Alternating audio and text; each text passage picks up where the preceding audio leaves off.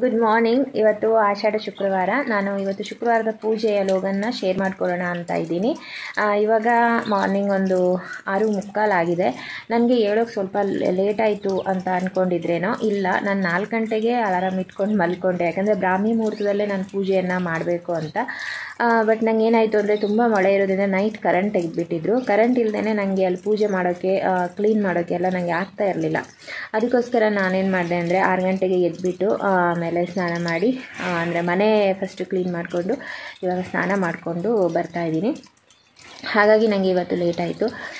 ನಿಮ್ಮ ಜೊತೆ ಇವತ್ತು ಆಷಾಢ ಶುಕ್ರವಾರದ ಲೋಗನ ನಾನು ಶೇರ್ ಮಾಡ್ಕೊಳ್ತಾ ಇದ್ದೀನಿ. ಯಾರೆಲ್ಲ ಹೊಸದಾಗಿ ಈ ವಿಡಿಯೋನ ನೋಡ್ತಾ ಇದ್ದೀರಾ ದಯವಿಟ್ಟು ಚಾನಲ್ಗೆ ಸಬ್ಸ್ಕ್ರೈಬ್ ಮಾಡ್ಕೊಳ್ಳಿ. ಚಿಕ್ಕಮಗಳೂರು ವಿಲೇಜ್ ಕಪಲ್ ನನ್ನ ಚಾನಲ್ನ ಹೆಸರು.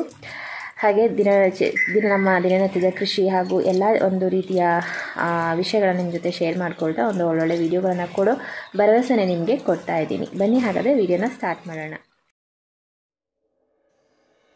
ಇವಾಗ ನಾನು ದೇವ್ರ ಮನೆಯನ್ನು ಕ್ಲೀನ್ ಮಾಡ್ಕೊಳ್ತಾ ಇದ್ದೀನಿ. ಸ್ನಾನ ಆದ ನಂತರ ನಾನು ದೇವ್ರ ಮನೆಯನ್ನು ಕ್ಲೀನ್ ಮಾಡ್ಕೊಳ್ತಾ ಇದ್ದೀನಿ. ಇದಕ್ಕೆ ನಾನು ಒಂದು ಬಕೆಟ್ ನೀರಲ್ಲಿ ಸ್ವಲ್ಪ ಅರಿಶಿನ ಮತ್ತು ಉಪ್ಪು ಹಾಗೂ ಗೋಮೂತ್ರವನ್ನು ಸೇರಿಸ್ಕೊಂಡು ದೇವರ ಫೋಟೋ ಮತ್ತು ಇಲ್ಲಿಯ ಪೀಠ ಹಾಗೂ ನೆಲ ಪ್ರತಿಯೊಂದು ಜಾಗನೂ ಮೂಲೆಯಲ್ಲೂ ನಾನು ಒರೆಸಿ ಕ್ಲೀನ್ ಮಾಡ್ಕೊಳ್ತಾ ಇದ್ದೀನಿ. ಇದೀಗ ನಾನು ದೇವರ ಪಾತ್ರೆಗಳನ್ನೆಲ್ಲ ತೊಳೆದು ಕ್ಲೀನ್ ಮಾಡಿ ಇಟ್ಕೊಂಡೆ. ಹಾಗೆ ದೇವರಿಗೆ ಏನೇನು ಸಾಮಾನು ಬೇಕೋ ಅದನ್ನೆಲ್ಲ ಜೋಡಿಸಿ ಇಟ್ಕೊಂಡಿದ್ದೀನಿ. ಇದಕ್ಕೂ ಮೊದಲೇ ನಾನು ಅಂದರೆ ಗುರುವಾರ ದಿನವೇ ನಾವು ಅಡುಗೆ ಮನೆಯನ್ನು ನೈಟ್ ಊಟ ಆದ ನಂತರ ಕ್ಲೀನ್ ಮಾಡಿ ಇಟ್ಕೋಬೇಕು. ಯಾವುದೇ ಕಾರಣಕ್ಕೂ ಒಗೆದೇ ಇರೋ ಪಾತ್ರ, ಒಗೆದೇ ಇರುವಂಥ ಬಟ್ಟೆಗಳನ್ನು ಮನೇಲಿ ಇಟ್ಕೋಬಾರ್ದು. ಇದು ನಾನು ಈ ವರ್ಷ ಮೊದಲನೇ ಬಾರಿಗೆ ಉಪ್ಪಿನ ದೀಪವನ್ನು ಆಷಾಢ ಶುಕ್ರವಾರ ಹಚ್ಚುತ್ತಾ ಇದ್ದೀನಿ. ಇದರ ಒಂದು ಫಲ ಏನು ಅನ್ನೋದ್ರ ಬಗ್ಗೆ ಕೆಲವೊಬ್ಬರಿಗೆ ಗೊತ್ತಿರ್ಬೋದು. ಇದು ಯಾಕೆ ಹಚ್ತಾರೆ ಏನು ಅಂತ ಇನ್ನೂ ಗೊತ್ತಿಲ್ಲ ಅಂತ ಅಂದರೆ ನಾನು ಇನ್ನೊಂದು ವಿಡಿಯೋದಲ್ಲಿ ನಾನು ಉಪ್ಪಿನ ದೀಪದ ಬಗ್ಗೆ ಒಂದು ಮಾಹಿತಿಯನ್ನು ಕೊಡ್ತೀನಿ. ಆದರೆ ಇದು ನನ್ನ ಮೊದಲನೇ ಅನುಭವ. ತುಂಬ ಒಂದು ನಂಬಿಕೆಯಿಂದ, ತುಂಬ ಮಡಿಯಿಂದ ಈ ದೀಪವನ್ನು ಹಚ್ಚಿದರೆ ಆರ್ಥಿಕ ಸಮಸ್ಯೆಗಳು ನಮಗೆ ಆದಷ್ಟು ಕಡಿಮೆ ಆಗುತ್ತೆ ಅನ್ನುವಂತಹ ಒಂದು ನಂಬಿಕೆ ಇದೆ. ತಾಯಿ ಲಕ್ಷ್ಮೀ ದೇವಿಯಲ್ಲಿ ಪ್ರತಿ ಹುಣ್ಣಿಮೆಗೆ ಈ ದೀಪವನ್ನು ಹಚ್ತಾರೆ. ಹಾಗೆ ಶುಕ್ರವಾರ ಕೂಡ ಹಚ್ಚಿದರೆ ಕೂಡ ಒಳ್ಳೆಯದು. ಅದರಲ್ಲೂ ಆಷಾಢ ಶುಕ್ರವಾರ ತಪ್ಪದೇನೆ ಇದನ್ನು ಹಚ್ಚಬೇಕು. ಇದೀಗ ನಾನು ಇಲ್ಲಿ ದೇವರ ಪೂಜೆ ಏನೇನು ಬೇಕು ಫಸ್ಟು ಎಲ್ಲನೂ ರೆಡಿ ಮಾಡಿ ಇಟ್ಕೊಳ್ತೀನಿ.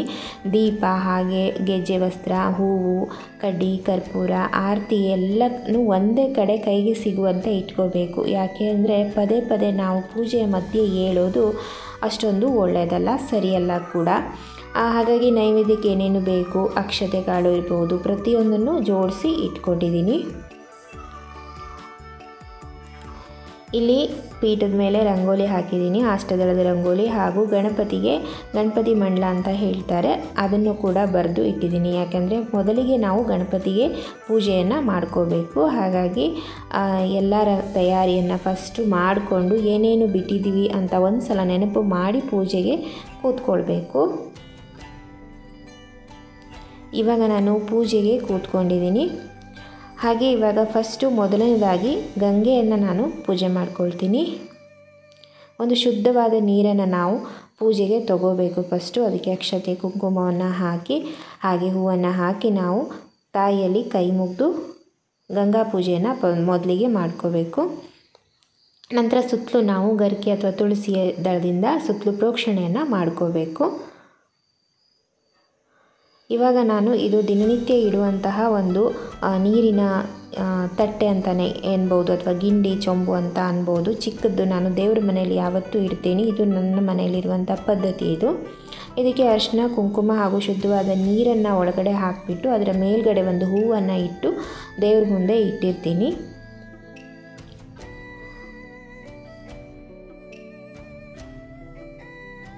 ಇದಾದ ನಂತರ ದೇವರಿಗೆ ನಾನು ಮೊದಲಿಗೆ ಒಂದು ದೀಪವನ್ನು ಹಚ್ಚಿಟ್ಕೊಳ್ತೀನಿ. ಯಾವುದೇ ಕಾರ್ಯಕ್ರಮಕ್ಕೂ ಮೊದಲು ನಾವು ದೀಪವನ್ನು ಹಚ್ಕೋಬೇಕು. ಮೊದಲಿಗೆ ದೀಪವನ್ನು ಹಚ್ಚಿ ಈಗ ನಾನು ಗಣೇಶನ ಪೂಜೆಯನ್ನು ಮಾಡ್ತಾಯಿದ್ದೀನಿ. ಗಣಪತಿಗೆ ನಾವು ಗಂಧ ಮತ್ತು ಕುಂಕುಮದಿಂದ ಅವನಿಗೆ ಹಚ್ಚಿಬಿಟ್ಟು ನಂತರ ಹೂವು, ಗೆಜ್ಜೆ ವಸ್ತ್ರ ಎಲ್ಲನೂ ಇಟ್ಟು ನಂತರ ನೈವೇದ್ಯ ಕೂಡ ನಾನು ಇಲ್ಲಿ ಮಾಡ್ಕೊಳ್ತೀನಿ. ಇಂತಹ ಲಕ್ಷ್ಮೀ ಪೂಜೆಯ ಸಮಯದಲ್ಲಿ ನಾವು ವಿವಾಹಿತ ಸ್ತ್ರೀಯರಾದರೆ ಸಾರಿಯನ್ನು ಅಥವಾ ಸೀರೆಯನ್ನು ನಾವು ಉಟ್ಕೊಂಡು ಪೂಜೆಯನ್ನು ಮಾಡೋದು ತುಂಬಾ ಒಳ್ಳೆಯದು.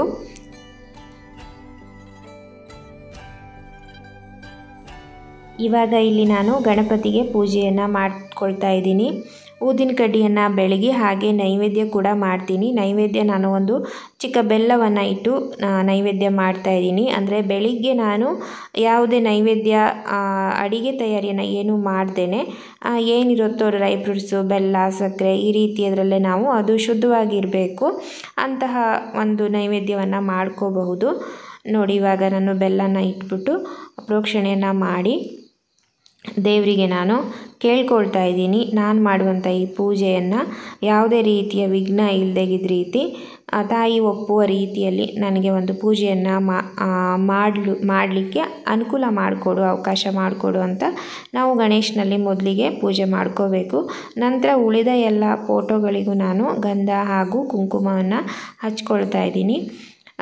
ಮೊದಲೇ ನಾನು ಒಂದು ವಿಡಿಯೋದಲ್ಲಿ ಹೇಳಿದ್ದೆ, ಯಾವುದೇ ಒಂದು ಫೋಟೋಕ್ಕೆ ನಾವು ಕುಂಕುಮವನ್ನು ಹಚ್ಚುವಾಗ ಮೊದಲಿಗೆ ಒಂದು ಶ್ರೀಗಂಧವನ್ನು ಹಚ್ಕೊಂಡು ನಂತರ ಯಾವುದೇ ಒಂದು ಫೋಟೋ ಆದರೆ ಮೊದಲು ಕಾಲಿಗೆ ಮತ್ತು ಕೈಗೆ, ನಂತರ ಕೆನ್ನೆ ಹಾಗೂ ಹಣೆಗೆ ನಾವು ಈ ರೀತಿಯಾಗಿ ಹಚ್ಚುತ್ತಾ ಬರಬೇಕು.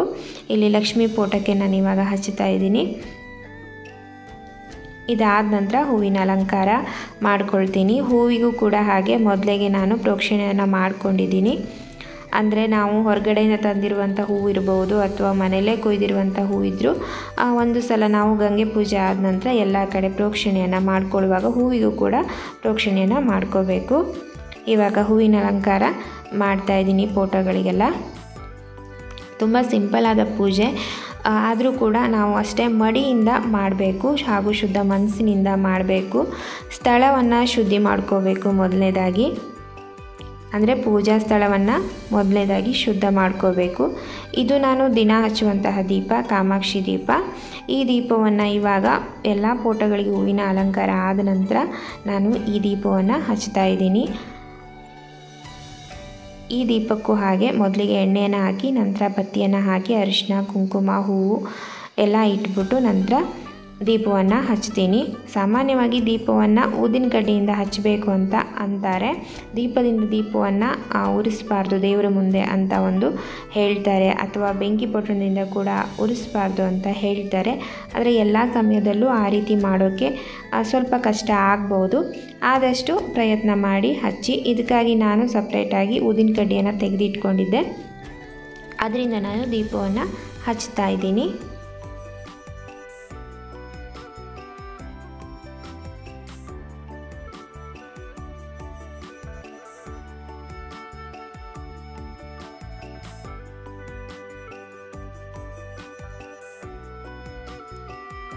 ಈಗ ನಾನು ಉಪ್ಪಿನ ದೀಪವನ್ನು ಏನು ರೆಡಿ ಮಾಡಿದ್ದೆ ಅದನ್ನು ನಾನು ಲಕ್ಷ್ಮೀ ಫೋಟೋದ ಮುಂದೆ ಇಡ್ತಾ ಇದ್ದೀನಿ. ಇವಿಷ್ಟು ರೆಡಿ ಮಾಡಿ ಇಟ್ಟಿದ್ದೀನಿ ನಾನು. ಇದಕ್ಕೆ ಇವಾಗ ಹೂವಿನ ಅಲಂಕಾರ ಮಾಡಿ ಹಾಗೆ ತುಪ್ಪ ಮತ್ತು ಬತ್ತಿ ಎಲ್ಲ ಹಾಕಿ ಇದಕ್ಕೆ ನಾವು ಅಕ್ಷತೆ ಕಾಳನ್ನ ಕೈಯಲ್ಲಿ ಹಿಡಿದು ಸಂಕಲ್ಪ ಮಾಡಿಕೊಂಡು ಯಾಕಾಗಿ ನಾವು ಹಚ್ತಾ ಇದ್ದೀವಿ ಅನ್ನುವಂಥದ್ದನ್ನು ಮನಸ್ಸಿನಲ್ಲಿ ಸಂಕಲ್ಪ ಮಾಡಿ ತಾಯಿಗೆ ನಾವೊಂದು ಬೇಡಿಕೆ ರೂಪದಲ್ಲಿ ಕೇಳಿಕೊಂಡು ನಂತರ ಈ ಉಪ್ಪಿನ ದೀಪವನ್ನು ಹಚ್ಚಬೇಕು. ಇದಕ್ಕೆ ತುಪ್ಪ ಹಾಕಿ ಹಚ್ಚಿದರೆ ತುಂಬ ಒಳ್ಳೆಯದು. ಕಾಮಾಕ್ಷಿ ದೀಪಕ್ಕೂ ಕೂಡ ಹಾಗೆ ಇಲ್ಲಿ ನಾನು ತುಪ್ಪವನ್ನೇ ಬಳಸಿದ್ದೀನಿ. ಆಗಿಲ್ಲ ಅಂತಂದರೆ ಎಳ್ಳೆಣ್ಣೆಯನ್ನು ಕೂಡ ಹಚ್ಚಬಹುದು, ಏನೂ ತೊಂದರೆ ಇಲ್ಲ.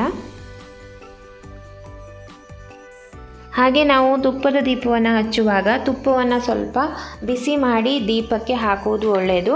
ಅದೇ ರೀತಿ ಬತ್ತಿ ಏನಿದೆ ಅಲ್ವಾ, ಅದನ್ನು ಮಧ್ಯದಲ್ಲಿ ನಾವು ನಿಲ್ಲಿಸಿ ಒಂದು ಊದಿನ ಕಡ್ಡಿ ಸಹಾಯದಿಂದ ನಿಲ್ಲಿಸ್ಬಿಟ್ಟು ನಾವು ದೀಪವನ್ನು ಹಚ್ಚಿದರೆ ಆ ದೀಪ ಚೆನ್ನಾಗಿ ಉರಿಯುತ್ತೆ. ಇಲ್ಲ ಅಂದರೆ ನೀವು ದೀಪದ ಸೈಡಿಗೆ ಬತ್ತಿಯನ್ನು ಇಟ್ಬಿಟ್ಟು ಹಚ್ಚಿದರೆ ಅದು ಬೇಗ ಆರೋಗುತ್ತೆ.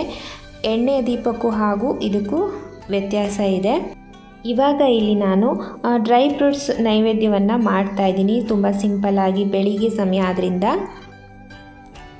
ಇವಾಗ ನೈವೇದ್ಯ ಮಾಡಿದ ನಂತರ ಅಕ್ಷತೆಯನ್ನು ನಾನು ಕೈಯಲ್ಲಿ ಹಿಡಿದು ಸಂಕಲ್ಪ ಮಾಡಿಕೊಂಡು ಅದಕ್ಕೆ ದೀಪಕ್ಕೆ ಅಂದರೆ ಉಪ್ಪಿನ ದೀಪಕ್ಕೆ ಹಾಕಿ ಇವಾಗ ಉಪ್ಪಿನ ದೀಪವನ್ನು ನಾನು ಹಚ್ಚುತ್ತಾ ಇದ್ದೀನಿ. ಇದನ್ನು ನೀವು ಆಷಾಢ ಮಾಸದ ಶುಕ್ರವಾರ ಹಚ್ಚಿದರೆ ತುಂಬ ಒಳ್ಳೆಯದು. ಹಾಗೆ ಇನ್ನು ಉಳಿದ ತಿಂಗಳಿನಲ್ಲಿ ಹುಣ್ಣಿಮೆಗೆ ನಾವು ಹಚ್ಚಿದರೆ ತುಂಬ ಒಳ್ಳೆಯದು ಅಂತ ಹೇಳ್ತಾರೆ. ಇದು ವಿಶೇಷವಾಗಿ ಆರ್ಥಿಕ ಸಮಸ್ಯೆ, ಸಾಲ ಈ ರೀತಿಯ ಒಂದು ಸಮಸ್ಯೆ ಇದ್ದರೆ ಇದರಿಂದ ನಮಗೆ ಪರಿಹಾರ ಆಗುತ್ತೆ, ಆದಷ್ಟು ಬೇಗ ನಮಗೆ ಒಂದು ದಾರಿ ಸಿಗುತ್ತೆ ಅನ್ನುವಂತಹ ಒಂದು ನಂಬಿಕೆ. ಇವಾಗ ನಾನು ಉಪ್ಪಿನ ದೀಪವನ್ನು ಹಚ್ಚಿದ್ದೀನಿ. ಇದರಿಂದ ಎಷ್ಟೋ ನೆಮ್ಮದಿ ಇದೆ ಮನಸ್ಸಿಗೆ. ನಿಜವಾಗ್ಲೂ ನಾನು ನೆಕ್ಸ್ಟ್ ವಿಡಿಯೋದಲ್ಲಿ ನಿಮಗೆ ಇದರಿಂದ ನಮಗೆ ಯಾವ ರೀತಿಯ ಪ್ರಯೋಜನ ಆಯಿತು ಏನು ಅನ್ನೋದ್ರ ಬಗ್ಗೆ ಕೂಡ ನಾನು ಹೇಳ್ತಾ ಹೋಗ್ತೀನಿ. ಯಾಕೆ ಅಂದರೆ ಇದು ನಾನು ಮೊದಲನೇ ಅನುಭವ. ಇದನ್ನು ನಾನು ಈ ವರ್ಷ ಮೊದಲನೇದಾಗಿ ನಾನು ಇದನ್ನು ಹಚ್ತಾ ಇದ್ದೀನಿ. ಯಾವುದೇ ಕಾರಣಕ್ಕೂ ನಂಬಿಕೆ ಇಲ್ಲದೇ ಯಾವುದೇ ಕೆಲಸವನ್ನು ಮಾಡೋಕ್ಕೆ ಹೋಗೋದು ಒಳ್ಳೆಯದಲ್ಲ. ನಂಬಿಕೆ ಇಟ್ಟು ಮಾಡಿದರೆ ಖಂಡಿತ ತಾಯಿ ಒಳ್ಳೇದು ಮಾಡ್ತಾಳೆ.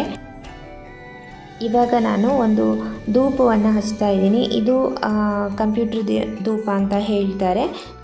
ಚಿಕ್ಕದು ಬರುತ್ತೆ ಇವಾಗ ಮಾರ್ಕೆಟಲ್ಲಿ, ಅದನ್ನು ಕೂಡ ಹಚ್ಚಿ ತಾಯಿಗೆ ನಾನು ಮುಂದೆ ಇಡ್ತಾ ಇದ್ದೀನಿ. ಇದು ಬೆಳಗಿನ ಪೂಜೆ.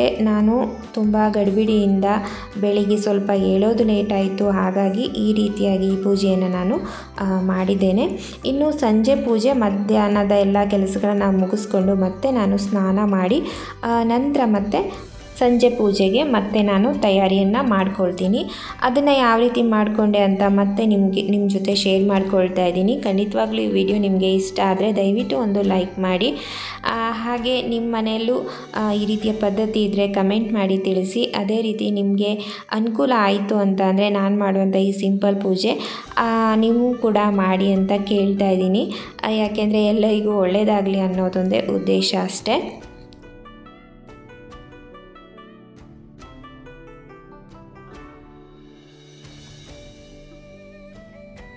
ಬೆಳಗಿನ ಪೂಜೆಯನ್ನು ನಿಮಗೆ ನಾನು ತೋರಿಸಿದೆ. ಅದಾದಮೇಲೆ ನಾನು ಮನೆ ಕೆಲಸನೆಲ್ಲ ಮಾಡಿಕೊಂಡೆ. ಇವಾಗ ನಾನು ಸಂಜೆ ಪೂಜೆಗಾಗಿ ರೆಡಿಯಾಗಿದ್ದೀನಿ. ಇವಾಗ ಮತ್ತೆ ಸಂಜೆಗೆ ಮತ್ತೆ ಸ್ನಾನ ಮಾಡಿಬಿಟ್ಟು ಇವಾಗ ಹೊಸ್ಲು ಪೂಜೆ ಬೇರೆ ಇದೆ. ಬೆಳಿಗ್ಗೆ ನನಗೆ ಮಾಡಲಿಕ್ಕೆ ಆಗಿಲ್ಲ, ಅದಕ್ಕೋಸ್ಕರ ಇವಾಗ ಹೊಸ್ತಿಲು ಪೂಜೆ ಕೂಡ ಮಾಡ್ತಾ ಇದ್ದೀನಿ. ತುಂಬ ಸಿಂಪಲ್ಲಾಗಿ ಹಾಗೂ ಪರಿಶುದ್ಧವಾಗಿ ಮಾಡೋಕ್ಕೆ ಪ್ರಯತ್ನ ಪಟ್ಟಿದ್ದೀನಿ. ನನ್ನ ಥರನೇ ನಿಮಗೆ ಮಾಡಬೇಕು ಅಂತ ಅನ್ನಿಸಿದರೆ ಖಂಡಿತ ಬರೋ ಶುಕ್ರವಾರ ಕೂಡ ನೀವು ಪೂಜೆಯನ್ನು ಮಾಡ್ಬೋದು. ಇಲ್ಲಿ ನಾನು ಹಾಯಗ್ರ ಮಾಡೋಕ್ಕೆ ರೆಡಿ ಮಾಡಿ ಇಟ್ಕೊಂಡು, ಹಾಗೆ ದೇವರಿಗೆ ಬತ್ತಿ ಮತ್ತು ಇನ್ನೇನು ಇವಾಗ ಪೂಜೆಗೆ ಬೇಕು ಅವನ್ನೆಲ್ಲ ನಾನು ರೆಡಿ ಮಾಡ್ಕೊಂಡಿದ್ದೀನಿ. ಹೂವನ್ನೆಲ್ಲ ಕುಯ್ದು ಮತ್ತು ಬೇರೆ ಸಪ್ರೇಟ್ ಹೂವನ್ನೆಲ್ಲ ಕುಯ್ದು ಎತ್ತಿಟ್ಟಿದ್ದೀನಿ, ನೋಡ್ಬೋದು ನೀವು. ಇವಾಗ ನಾನು ಹೊಸ್ತಿಲು ಪೂಜೆ ಮಾಡ್ತಾಯಿದ್ದೀನಿ. ಇದಕ್ಕೆ ನಾನು ಶುದ್ಧವಾದ ನೀರನ್ನು ತೊಗೊಂಡು ಫಸ್ಟು ಹೊಸ್ಲನ್ನ ತೊಳೆದ್ಬಿಟ್ಟು ನಂತರ ಇದಕ್ಕೆ ರಂಗೋಲಿಯನ್ನು ಬಿಟ್ಟು ಅರಿಶಿನ ಕುಂಕುಮನೆಲ್ಲ ಹಚ್ಚಿ ಆನಂತರ ಹೂವನ್ನು ಇಟ್ಟು ನಂತರ ತುಳಸಿ ಪೂಜೆ ಕೂಡ ಇದ್ರ ಜೊತೆಗೆ ಮಾಡ್ಕೋತೀನಿ ನಾನು. ಆನಂತರ ಬಾಗಿಲಿಗೆ ನಾನು ದೀಪವನ್ನು ಹಚ್ಚಿ ಬೆಳಗ್ತೀನಿ. ಇದನ್ನು ನಾನು ಬೆಳಿಗ್ಗೆನೇ ಮಾಡಬೇಕಿತ್ತು, ಆದರೆ ಹೇಳೋಕ್ಕೆ ಲೇಟ್ ಆಯಿತು, ಹಾಗಾಗಿ ಮಾಡಿಲ್ಲ. ಅದಕ್ಕೋಸ್ಕರ ಇವಾಗ ಸಂಜೆ ಮಾಡ್ತಾಯಿದ್ದೀನಿ. ತುಂಬಾ ಒಳ್ಳೆಯದು. ಇದನ್ನು 6 ಗಂಟೆಯಿಂದ ನೀವು ಶುರು ಮಾಡಿದರೆ ಒಳ್ಳೆಯದು. 6 ಗಂಟೆಯಿಂದ ಪೂಜೆ ಸ್ಟಾರ್ಟ್ ಮಾಡಿಬಿಟ್ರೆ ಕರೆಕ್ಟಾಗಿ 7 ಗಂಟೆ ಒಳಗೆ ಮುಗ್ದೋಗುತ್ತೆ. ಎಲ್ಲನೂ ರೆಡಿ ಮಾಡಿ ಇಟ್ಕೊಂಡ್ರೆ.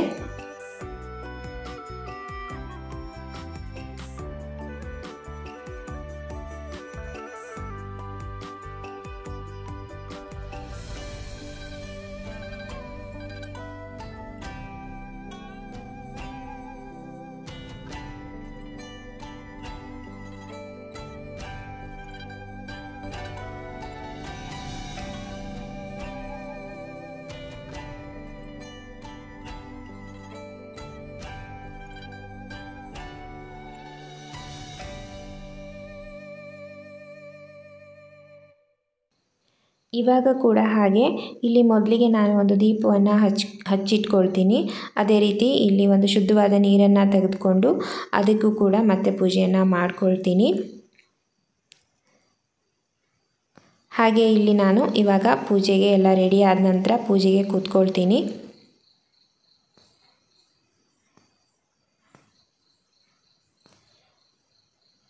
ಈಗ ಮತ್ತೆ ನಾವು ಅರಿಶಿನ ಕುಂಕುಮ ಎಲ್ಲ ಹಚ್ಚಿರೋದ್ರಿಂದ ಇವಾಗ ನಾವು ಫೋಟೋದ ಮೇಲ್ಗಡೆ ಹೂವಿರುತ್ತಲ್ವ ಅಲ್ಲಿ ನಾವು ಅರಿಶಿನ ಕುಂಕುಮವನ್ನೆಲ್ಲ ಹಾಕಬೇಕು. ಮತ್ತು ಅರಿಶಿನ ಕುಂಕುಮವನ್ನು ಅಳಿಸ್ಬಾರ್ದು.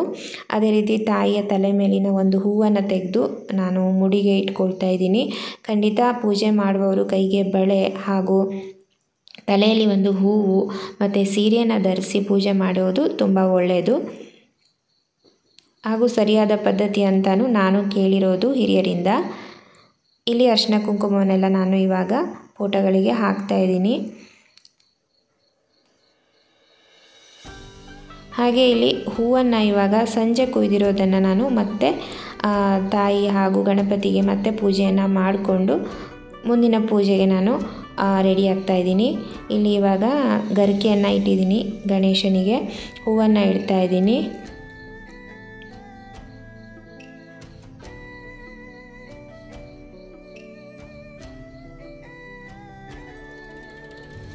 ಮತ್ತು ಈಗ ಊದಿನ ಕಡ್ಡಿಯನ್ನು ಬೆಳಗ್ಗೆ ಸಾಮಾನ್ಯವಾಗಿ ಬೆಳಿಗ್ಗೆ ಯಾವ ರೀತಿ ಪೂಜೆ ಆಯಿತೋ ಅದೇ ರೀತಿಯೇ ಇವಾಗ ಕೂಡ ಕಂಟಿನ್ಯೂ ಆಗುತ್ತೆ.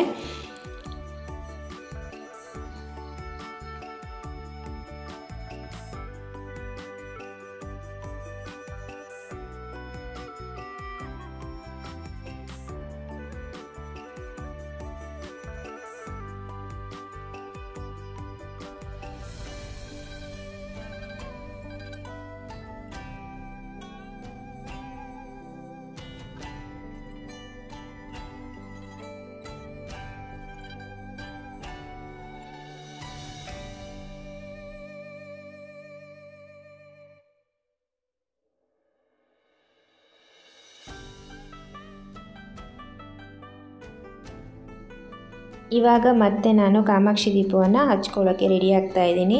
2 ಹೊತ್ತು ತುಪ್ಪವನ್ನು ಹಾಕಿ ದೀಪವನ್ನು ಹಚ್ತಾ ಇದ್ದೀನಿ ಇವತ್ತು ಶುಕ್ರವಾರ.